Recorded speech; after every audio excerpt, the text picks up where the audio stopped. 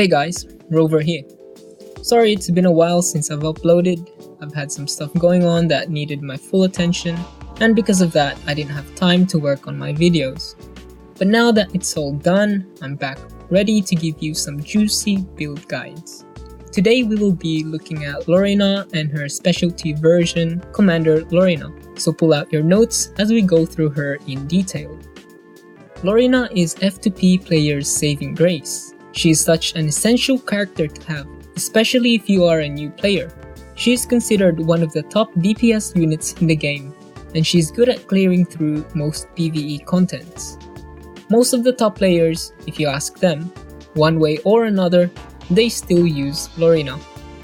Furthermore, when you complete her specialty quest, she becomes even stronger and becomes a nuker for your team. First off, let's have a look at her skills and find out why she is good. Her first skill, Sharp Blow, deals damage and increases her combat readiness by 20%. 20% combat readiness on a skill with no cooldown. Like, come on, that's already saying a lot about her. This is good on her since her base speed is slightly lower compared to other warrior classes. Having combat readiness gives her a push for more turns to inflict damage to her enemies. When she performs a dual attack or counter, she can still gain from this effect. However, she only gains this effect after you have awakened her 3 times. Lorina's second skill is Spiritual Armament, which permanently increases her attack by 10% every time she attacks an enemy, and can stack up to 5 times. So that's a maximum total of 50% increased damage. This effect lasts until the end of the stage. Now this is where most of her raw damage comes from, and is the core of why Lorina is really good. Also, this effect can be triggered from dual attacks and counter. Lorina's third skill, Resolve, deals damage proportional to the enemy's lost health. This is her ultimate nuke skill. Combine this with 50% increased damage from her second skill, you'll be surprised at how much damage she can dish out. One thing to note is that it will deal more damage the lower the enemy's HP is, perfect for chipping down bosses, especially those with high HP pull or shutting down priority targets.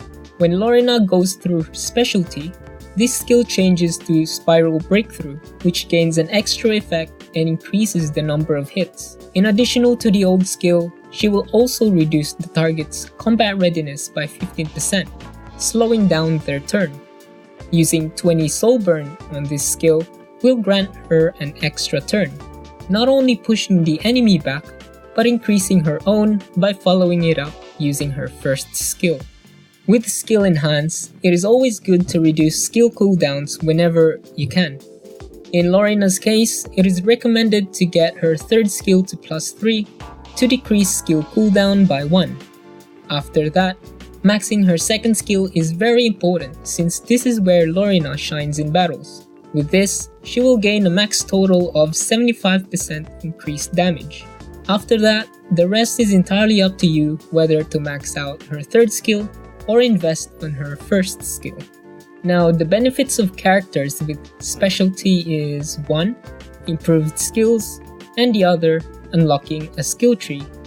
Skill tree provides small utilities to existing skills to make them better. However, you will need to invest a lot of time collecting the resources needed to complete the tree. For Commander Lorina, it is best to max out Speed Rune, which increases the combat readiness of Sharp Blow by up to 5%. So this makes her first skill gain a total of 25% combat readiness every time it is used. Next one to max is Sun Rune. This increases the damage of Sharp Blow by up to 2%. Since you will be spamming this quite a lot, it's good to invest damage on this skill. Third rune to max is Hardship Rune, which increases the combat readiness reduction of her third skill by up to 5%. This gives her a total reduction of 20%. Next up, this is where you split up the enhancement and only invest 1 on Thorn Rune and 2 on Obscurity Rune. Now why is this? In terms of effects, Obscurity Rune is better, but to have access to Glory Rune we need to invest at least one in Thorn Rune. Thorn Rune resets the cooldown of her third skill by up to 20% when she kills an enemy using her third skill, while Obscurity Rune has a 15% chance to increase combat readiness by 20% when using Sharp Blow. So how this works is, when you use Sharp Blow, she will gain 25% combat readiness from her skill, and has a 15% chance to further increase combat readiness by 20%. That's a total of 45% combat readiness gained from a single basic skill. Well, it's a low chance, but still, it'll come when you least expect it. After you unlock Glory Rune, enhance it to +2, and max Obscurity Rune. Then, you can max Glory Rune and Thorn Rune. Once this is done, you can either finish there or complete the tree. That is entirely up to you. One thing to note is that the more you invest in the skill tree, the more resources you will need to enhance it. Alright, with the skill tree done, let's have a look at possible ways to gear Lorina. One thing is that there are multiple ways to build her. The most common build is attack crit set and lifesteal crit set. High critical chance is very important for her because her skills relies on dealing as much damage to the enemy. The multiplier from crit on top of her passive significantly increases her total damage. Attack set is used for the same reason, but this does make her a glass cannon without health percentage substats. Lifesteal is used because of Abyss. There are certain floors where they give out lifesteal gears as a reward, with very good substats that's perfect for Lorina, such as attack percentage, crit chance, and speed. Just pray it doesn't go towards effectiveness. This is better used for Lorina if the enhancement goes to the right substats. Other gear composition includes Unity Attack, which focuses on spamming her first skill for damage and combat readiness, Crit Destruction set for optimal damage output, and Speed Crit for faster turns and skill spam. However, these builds do require optimal substats to cover for her missing stats, such as attack percentage on Speed Crit and Crit Destruction builds, and also crit chance on Unity Attack build, to say a few. Looking through 5-star artifacts, all warrior exclusive artifacts can be used for Lorina. Sigurd or Sigurd Scythe increases attack by 25% and gains 25% lifesteal up to 50% max when her health is below 50%. Not only this gives her extra damage, but also gives her more survivability. Now let's take this into perspective. If we have a Lorina with a build of attack crit set, the damage multipliers are 35% from attack set, 75% from her passive, 50% from base crit damage if she crits, and 25% from this artifact. This doesn't include percentages gained from main and substats, but if we add this, damage multipliers will be higher. Now I don't know exactly how damage calculation works, but with these information, you kind of have an idea how much damage Lorina can dish out along with this artifact. With Durandal, she will gain 8% combat readiness up to 16% max if her health is below 75% when attacked. Combine this with her first skill and the chance to gain 20% extra combat readiness. This gives her a total combat readiness of 61%. This is very good when you don't have other units that can buff speed. This works even better against monsters and bosses that can hit multiple enemies, since you can somewhat control the HP of Lorina, hence fulfill the artifact's condition. Uberius Tooth is another good one for Lorina, and is the artifact I am currently using. It has a 50% chance to deal additional damage proportional to 100% of attack when a critical hit is made, up to 100% chance at max. With gears that consist of attack and crit set, the additional damage from this artifact is massive, a perfect artifact for a glass cannon build. In my case, I use lifesteal set since the attack substats from these gears are very big by up to 20%. Full 4-star artifacts go for either El's Fist or Hell Cutter.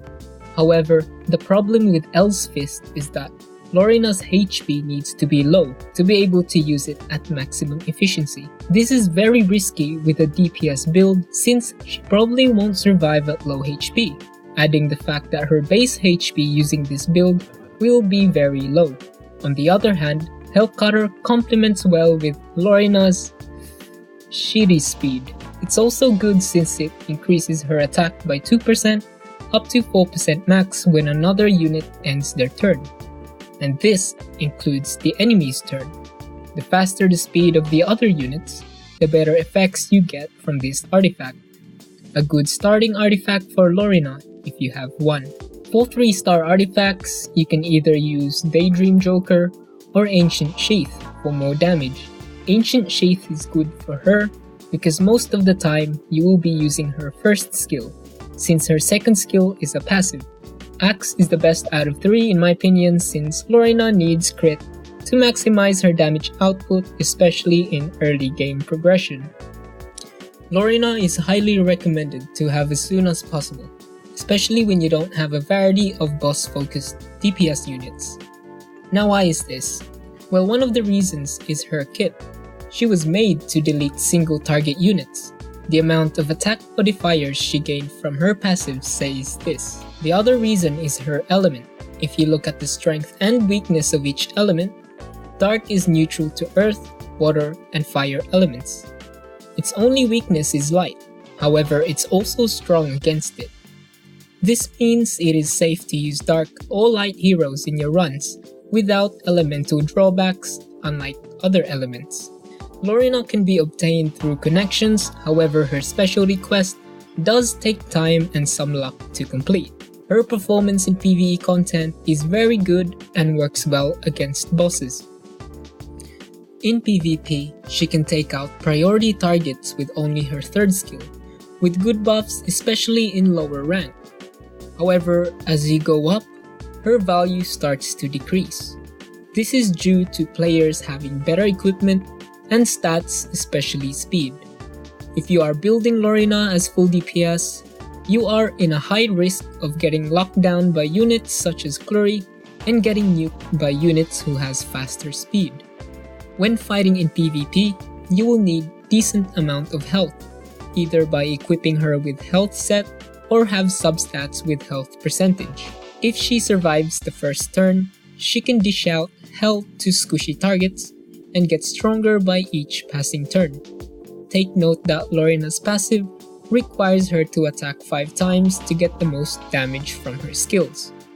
It is slow, so you will need good supports to keep her alive till late battle.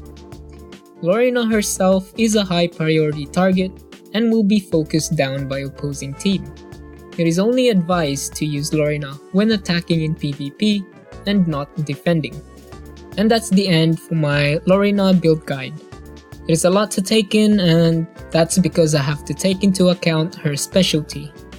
But yeah, if you are a F2P player, she will carry you hard, especially in story mode, both normal and world difficulty, as well as any other PvE contents as of right now.